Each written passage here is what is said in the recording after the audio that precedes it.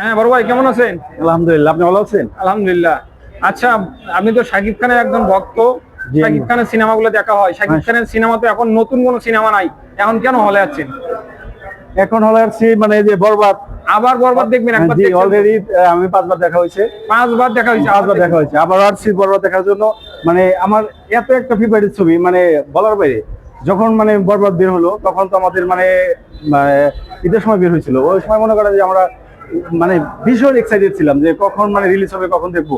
মানে যেদিনকে আপনার ঈদের দিন রিলিজ পেয়েছে, ওই দিনকে মনে করেন যে অলরেডি মনে করেন যে একটা শো আমরা অলরেডি দেখে ফেলেছি, 12:30টার দিকে শো। আর ঠিক আছে, আর ছবিটা দেখে কেমন হয়েছে? মানে শাকিব খানের লাইভে যতগুলো ছবি করছে, তার মানে এইটা সবচেয়ে বেস্ট। অনেক অনেক অনেক সিনেমা প্রেমীরা তারা সিনেমা দেখে বলছে যে বাংলাদেশের চলচ্চিত্র জগতে যদি কোনো ভালো কোনো সিনেমা থেকে থাকে তাহলে বরবাদ হয়েছে। জি হ্যাঁ, সত্য কথা বলেছি, এটা একবারে মনে করেন লিগাল কথা বলেছি, এটা একবারে মানে 100 যেটা একজন পরিচালককে বাঁচাইছে, একটা ইন্ডাস্ট্রি বাঁচাইছে, একজন শাকিব খানকে বাঁচাইছে, আর সাকিবিয়ান যারা আছে তাদের মুখ উজ্জ্বল করছে। আমি বলবো যে মানে শাকিব খানকে দিয়ে মানে যে আপনার যারা মুভি বানাবে, আমার মনে হয় না যে যারা প্রযোজক আছে, যারা মানে ডিরেক্টর আছে, তারা মনে হয় লস খাবে। মানে তাকে মানে যদি মানে তাকে ছবি করা যায়, ইনশাল্লাহ মানে আশাবাদী অনেক ভালো একটা রেজাল্ট পাবে। আচ্ছা, এই যে সামনে কিছুদিন পর হয়তোবা সোলজার সিনেমার শুটিং শেষ হয়ে গেছে, হয়তোবা মুক্তি দিয়ে দিবে, আমরা শুনছি যে ঈদের আগেই মুক্তি দিবে। এই সিনেমা দেখার জন্য কেমন আগ্রহী? এই সিনেমা দেখার জন্য আসলে মানে আমি চাইতেছি যে মানে যত তাড়াতাড়ি সম্ভব মুক্তি হয়, আমার মানে ভীষণ এক্সাইটেড দেখার জন্য। আচ্ছা, আমি কবে মুক্তি পাচ্ছে? মুক্তি পাবে মনে হয় এই আপনার এটা মানে সামনে মানতে হয়তো মুক্তি পেতে পারে।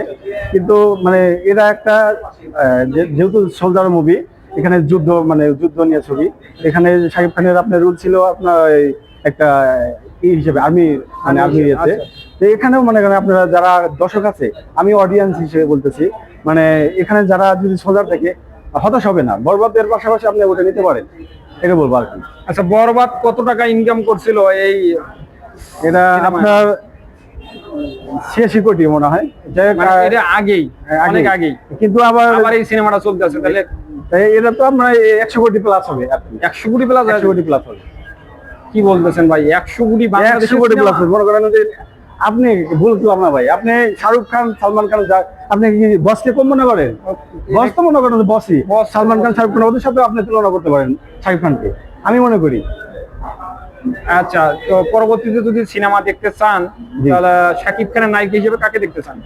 নায়িকা হিসেবে আপনার আসলে সত্য কথা বলতে কি, মানে আমার মতো আমি বলতেছি, আমি যা মানে বাংলাদেশের মানুষ চাই যে আসলে বাইরের নায়িকাগুলো হলেও সবচেয়ে বেটার হয়, কারণ বাংলাদেশের নায়িকা ওই রকম মানে খায় না, ঠিক আছে? বাইরের হয়তো ইন্ডিয়ান যারা আছে, বাইরে একটা নায়িকার কথা বলেন। যেমন মানে আমার কাছে ফেভারিট লাগে, যেমন মিমি চক্রবর্তী আছে, আমার খুব লাগে, তুফান করছে, মানে অসাধারণ তুফানে। আবার নেক্সট টাইম যদি আমি বলবো যে তুফান যদি কি করে, তাকেই নেওয়া উচিত, মানে মিমি চক্রবর্তী, কারণ ওই দুর্দান্ত অভিনয় করে, সাকিবের সাথে ভালো একটা যায়। আচ্ছা, ঠিক আছে, তো ধন্যবাদ ভাইয়া, ভালো থাকবেন, সুস্থ থাকবেন। আপনাকেও ধন্যবাদ। ধন্যবাদ।